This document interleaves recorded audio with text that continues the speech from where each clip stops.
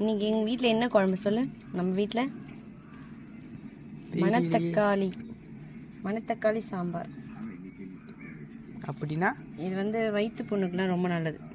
இப்போ குடல் புண்ணு, வயிற்று புண்ணு, வாய் புண்ணு, வாய் புண்ணு, இது எல்லாத்துக்கும் இது வந்து நல்லதுன்னு சொல்லியிருக்காங்க. இதோட விதையும் நல்லது, இதோட இலையும் நல்லது, இதோட பூ நல்லது, எல்லாத்துலேயுமே இதால் நமக்கு பயனுண்டு.